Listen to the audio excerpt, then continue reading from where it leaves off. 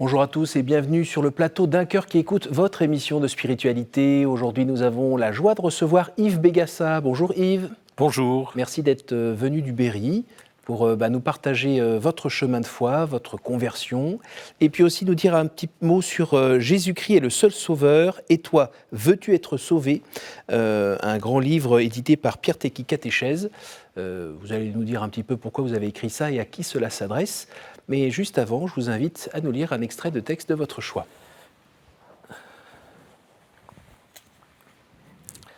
Dieu nous appelle au lâcher-prise, à la confiance totale en lui.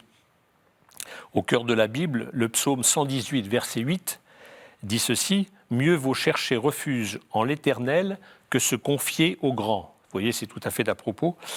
Parce que Dieu nous aime et nous donne des guides, des règles de vie qui nous conduisent au bonheur.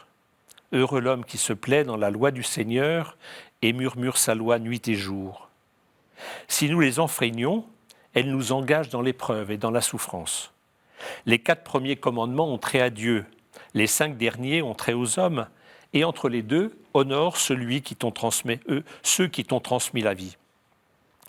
Nous sommes tous appelés tout d'abord à aimer Dieu de tout notre être, de tout notre cœur, de toute notre intelligence. C'est le premier commandement qui nous est donné. Et Dieu nous transforme. Faut cesser de penser que nous sommes les seuls artisans de notre existence et reconnaître que nous dépendons de lui entièrement. C'est ainsi que nous pourrons, avec l'aide de Dieu, aimer notre prochain comme nous-mêmes. Voilà, aller plus loin, toujours plus loin dans l'amour, voilà la vraie sagesse à laquelle nous sommes appelés avec l'aide de Dieu, bien sûr. Être chrétien, c'est se saisir de cette rencontre personnelle avec Jésus et se décider à vivre avec le Seigneur. Pourquoi ce choix de texte ? Alors ce choix de texte, si vous voulez, d'abord ce livre, je l'ai écrit par rapport aux questions qui m'ont été posées par des jeunes. J'enseigne la catéchèse depuis bientôt 20 ans, et par des adultes. Je fais bon nombre de pèlerinages. Donc j'ai voulu écrire ce livre pour répondre à ces questions, sachant que je me suis aperçu que bon nombre de personnes n'avaient pas la connaissance des fondamentaux de la foi chrétienne. Ça a été du reste mon cas pendant un certain temps. Donc voilà. Alors, pourquoi j'ai pris ce texte-là ? Il s'agit des commandements. Parce que je vois aujourd'hui, quand j'ai les jeunes en face de moi pour la première fois, je leur demande s'ils connaissent leurs commandements. En général, ils disent qu'il y en a 10, parce qu'ils ont dû voir le film. Mais est-ce que tu sais les dire ? Oui, tu ne tueras pas. Ils ne vont pas très très loin. Mm-hmm. Mais jamais, le premier commandement, ils le savent. Tu aimeras le Seigneur ton Dieu de tout ton cœur.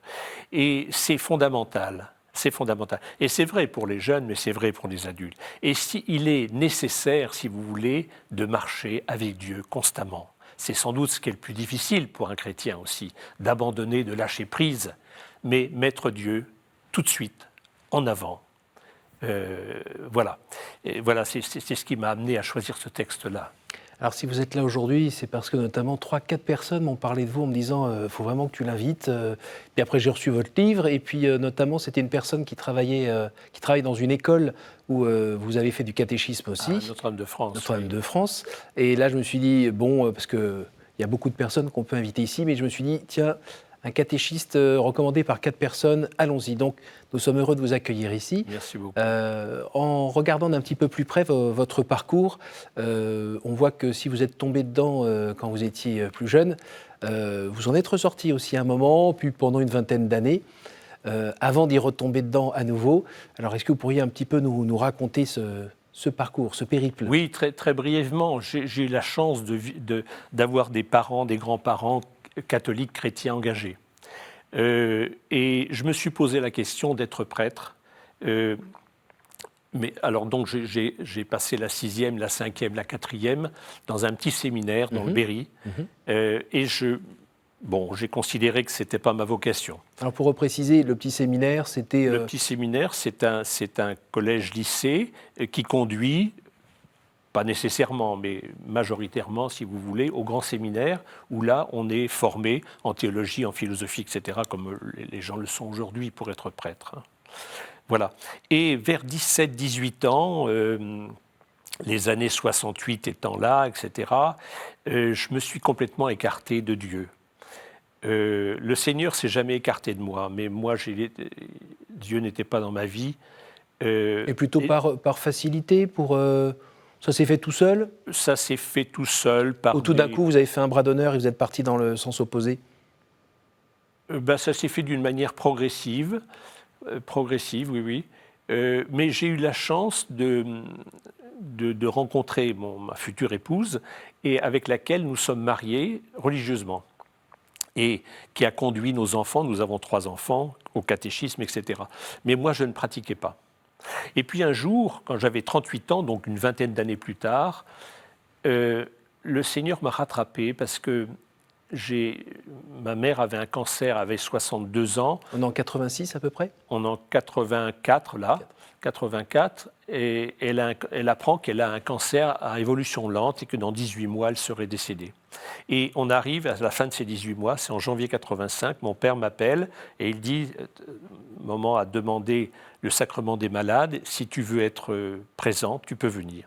Et j'y suis allé, et autour de son lit, il y avait une dizaine de personnes, de ses amis qui étaient là, tous les gens pleuraient, et maman avait les yeux rivés sur le Christ, avec une profondeur, une sérénité, quelque chose qui m'a transformé, touché. Le lendemain, j'étais dans sa chambre, il y avait un grand silence, maman était bien sûr sur son lit, et puis d'un seul coup, elle rompt le silence, elle prend sa croix, et elle dit, tu la donneras à Aude. Aude, c'était notre petite fille qui avait 3-4 ans. Et puis elle prend sa bague de fiançailles et elle dit, tu la donneras à Gisèle, qui est ma femme. Et je lui dis, maman, je voudrais que tu me donnes quelque chose. Alors je vois ma mère, un point d'interrogation. Je lui dis, je voudrais que tu me donnes ta foi. Cet échange-là a été très, très profond. On a pleuré tous les deux. J'ai compris plus tard que ce n'était pas elle qui donnait la foi, c'était le Seigneur. Mais à partir de ce moment-là, j'ai eu plusieurs signes dans ma vie, mais des signes patents, parce que j'étais aveugle. Et le Seigneur m'a transformé progressivement. Alors, dites-moi, pardon, cette question, maman, donne-moi ta foi, elle vient d'où? Ça fait 20 ans que vous vous en fichez, pourquoi tout d'un coup c'est ressorti là? C'est le témoignage de votre mère? Témoignage de son regard. Son regard, elle savait qu'elle allait mourir. Le médecin lui avait dit demain ou après-demain, en fait elle est morte un mois plus tard, mais peu importe. Elle savait qu'elle allait mourir. Et une sérénité devant la mort, une profondeur. Ah ça m'a vraiment touché. C'est ça qui m'a transformé. Et j'en parle souvent quand on me le demande, parce que le Seigneur, il passe des fois, il ne passe pas forcément dans la tempête, mais dans la brise légère, comme c'est Osée qui en dit. Eh bien là, c'est à travers un regard. Au dernier instant, maman qu'elle m'avait transmis la vie biologique, allait me transmettre la vie spirituelle. C'est beau. Ah oui, c'est très beau, oui. Alors vous parliez des signes après Alors je vais en donner quelques-uns. Tellement il y en a. Oui. Alors il y en a un qui est... Je sais que maman elle était parisienne et elle allait souvent à la rue du Bac quand elle était jeune, etc. Elle m'en parlait souvent, mais j'y étais jamais allé. Et je me suis dit un jour, je vais aller à la rue du Bac. Je vais à la rue du Bac, il y avait un office, les gens priaient, donc j'observais, je regardais, et d'un seul coup, je ressens un amour, mais quelque chose de très fort, une passion, si vous voulez, mais je ressentais que cet amour ne venait pas de quelqu'un. Et je ne comprenais pas. Et je suis sorti de la chapelle à la fin de la messe, et ça s'est dissipé. Bon. Mais je l'avais vraiment en mémoire. Et puis, 8 jours après, je monte dans ma voiture, je m'assieds, et puis là, il y avait sur le trottoir, il y avait une feuille comme genre Figaro ou François, je ne sais pas, et puis un coup de vent, et la feuille se déplace et vient juste ici, avant que je ferme ma portière, et je vois « ne crains pas ». Je ne vois rien d'autre, « ne crains pas ». Alors ça m'a troublé, je me dis « ne crains pas, n'aie pas peur de quoi ?» Et j'ai compris plus tard, j'ai su que « ne crains pas », je crois que c'est écrit 366 fois dans la Bible tous les jours, « n'aie pas peur ». Et donc, je suis troublé, je rate le périphérique, je vais dans la banlieue, je m'arrête à un feu rouge, mon regard se porte sur un poteau télégraphique et il y avait marqué en rouge « Jésus t'aime ». Et ces trois, si vous voulez, éléments, mais je comprenais que le Christ, il était présent, qu'il m'aimait tel que j'étais, et il était là, il était là. Et l'amour qu'il m'a donné à la rue du Bac, voilà, il me le confirmait. Voyez. Alors, ça a été un signe très très fort. Un autre signe que je peux vous donner aussi, un jour, j'étais pas retourné à la messe, aux offices, je faisais mon jogging le dimanche matin, et puis un jour, un samedi après-midi, il faisait chaud, il était à peu près 15 heures, la porte de l'église de ma paroisse était ouverte, je ne rentrais jamais dans cette église, Saint-Pierre-Saint-Paul, et puis je rentre dans cette église, il n'y avait personne. Je vais vers l'autel, et à côté, il y avait un pupitre avec l'évangile qui était ouvert. Et je vois je lis la Bible, frappe à ma porte, je t'ouvrirai. Je ne vois rien d'autre encore. Alors là, cette phrase m'a complètement envahi. Frappe à ma porte, je t'ouvrirai. Et là, j'ai dit au Seigneur, écoute, si tu es là, vraiment, je suis revenu à la messe tous les dimanches et j'étais au fond de l'église, à droite, derrière le pilier. Et voilà, et j'ai commencé à suivre les offices et puis j'ai jamais cessé. Et le dernier point qui m'a vraiment transformé, c'est une religieuse qui m'a dit « Yves, la Vierge apparaît à Medjugorje ».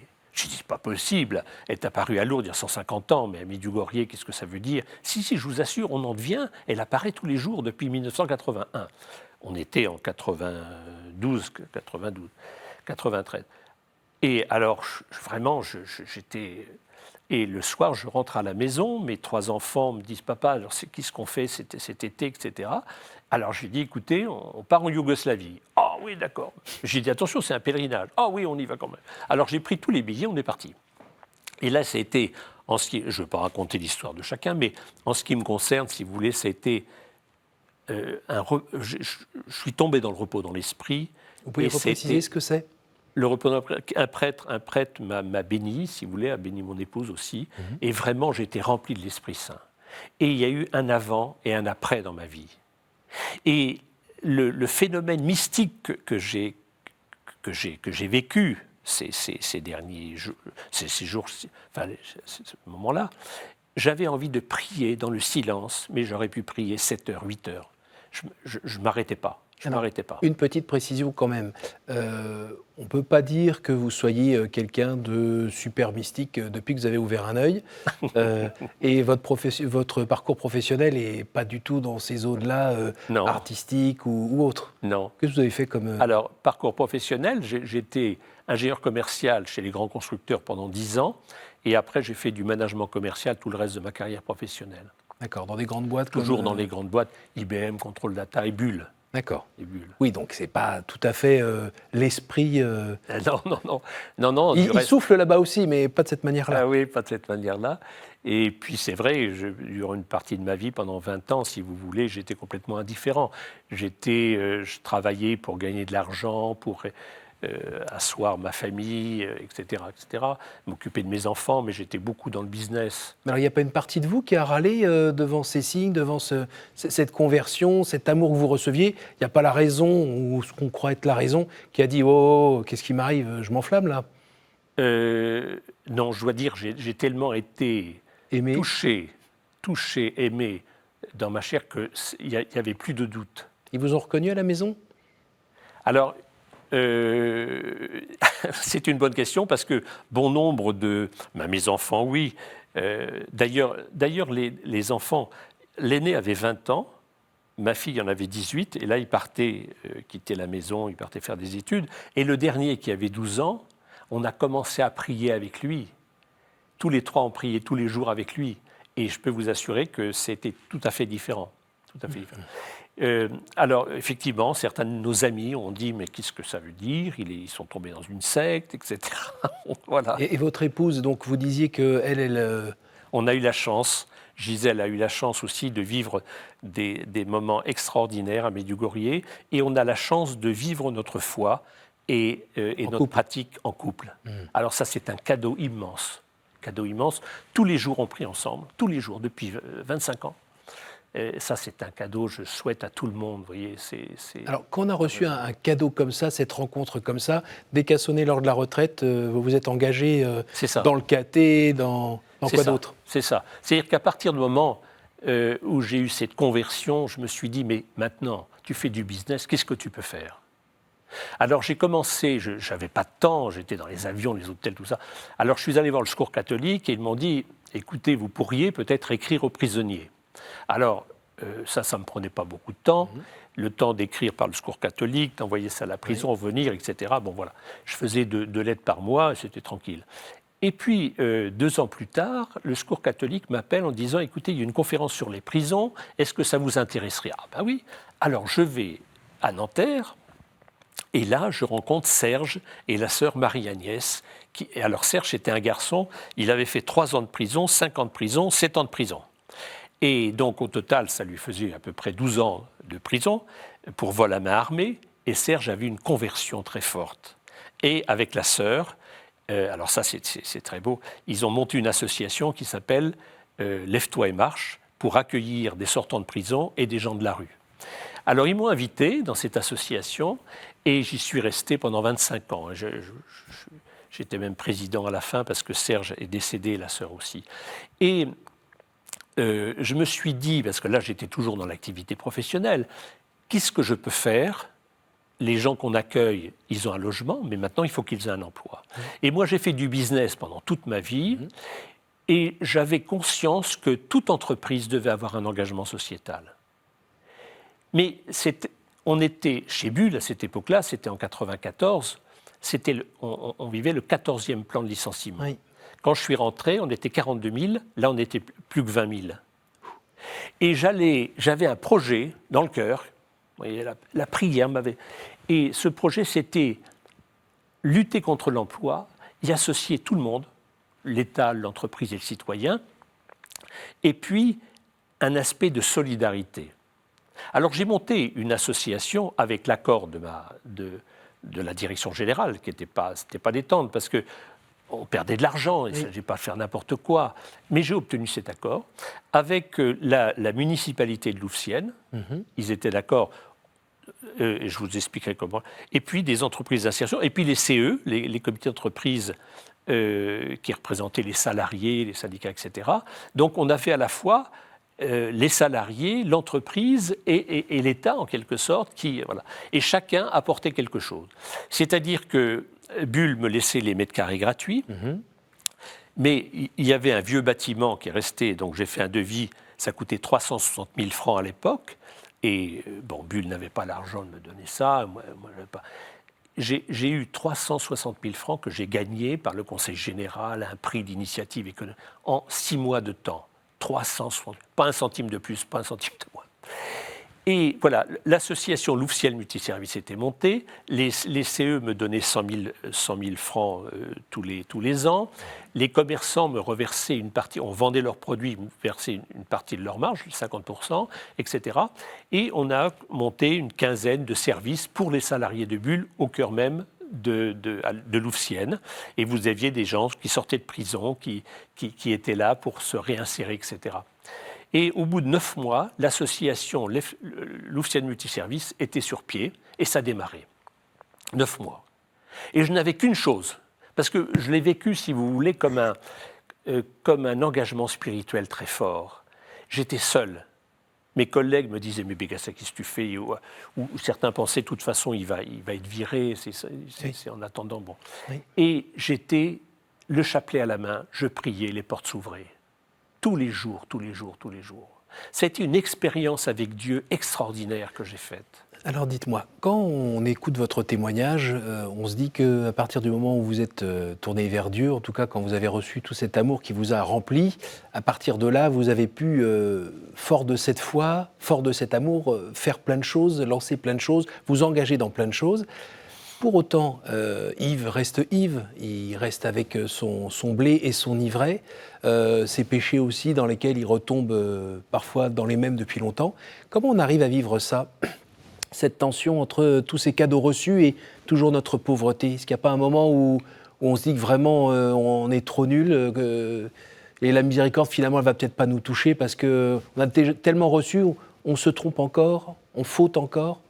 Oui, mais la miséricorde, elle est tellement forte que ça m'a jamais, je me suis jamais interrogé là-dessus. Vous voyez, au contraire, vis-à-vis des personnes que j'avais qui sortaient de prison, Oui. on a réussi à leur redonner un élan, une dignité, parce que justement, grâce à la miséricorde de Dieu, parce que le Seigneur est bien plus grand que ça. Et ça, moi, j'en ai pas souffert, mais je vois des gens qui avaient passé 10 ans, 14 ans en prison, etc., mais qui ont regagné pour eux, maintenant, ils ont regagné un sens à leur vie, vous voyez, grâce à ça, grâce à Dieu, et ces gens-là prient aujourd'hui. C'est extraordinaire. Donc vous n'avez pas eu d'état d'âme de cette nature? Personnellement, non. Non. Personnellement, non. La miséricorde de Dieu, elle est tellement grande que, oui, non, ça m'a... Et l'histoire de la transmission auprès de ses enfants et de ses petits-enfants, vous avez des petits-enfants aujourd'hui? Oui, on a 10 petits-enfants. Alors ça, c'est un bonheur. Alors, bon, ils me voient prier avec mon épouse, ils me voient prier le rosaire, alors le chapelet. Alors, ils disent, grand-père, on peut prier avec toi? Alors, des fois, ils viennent prier avec moi. Mais tu ne peux pas nous donner un chapelet? Ah ben, je vais t'en donner un. Alors, je ne sais pas s'ils continuent, mais des fois, ils continuent, ils me le disent. Oui, ça c'était... Puis on fait et avant de déjeuner, on prie aussi. Vous voyez, ça c'est important. C'est important et c'est tel cadeau. C'est immense quand ces enfants prient, c'est quelque chose qui va directement auprès du Seigneur, qui les touche. Hein. Oui, le Seigneur nous a exaucés à travers mes brus, à travers mon gendre, à travers mes enfants, et puis ses petits-enfants. C'est toujours des merveilles. Alors on remercie Dieu, et puis votre maman qui de là-haut garde un petit œil sans doute, sur la couvée. On arrive à la fin de cette émission. Je vais vous demander de me dire un chiffre entre 1 et 9, s'il vous plaît. Alors, 3. Quelle est pour vous la plus grande vertu? La plus grande vertu, je ne sais pas, peut-être l'humilité? Entre 1 et 8. 7. Quelle est votre prière préférée? C'est le rosaire et la consécration à la Vierge Marie de Saint-Louis Grignon de Montfort. Mais le rosaire parce que je le récite tous les jours. Oui. Entre 1 et 7. Entre 1 et 7, 6. Quelle est pour vous la plus belle fête? La plus belle fête, c'est Pâques. Pourquoi? À la résurrection, c'est la grande fête de l'Église. Le Christ a tout donné pour nous et pour que nous ayons la vie éternelle. C'est extraordinaire. Ça me dépasse. Vous la souhaitez, cette vie éternelle? Ah oui, non. Ah oui. Non seulement je la souhaite, mais je la veux. Merci beaucoup Yves, merci d'être venu nous partager votre vie de foi, qu'on voit bien dans votre regard lumineux et votre sourire. Je rappelle le titre de votre livre, Jésus-Christ est le seul sauveur, et toi, veux-tu être sauvé? Aux éditions Pierre Tecky Catéchèse. Alors on voit bien que c'est marqué lycée en haut à droite, mais en fait ça s'adresse aussi aux parents qui ont besoin d'être catéchisés. Aujourd'hui, il n'y a pas de souci. Merci beaucoup. Merci à vous tous pour votre fidélité. N'hésitez pas à partager cette émission grâce à notre site www.ktotv.com. Et je vous donne rendez-vous à tous la semaine prochaine.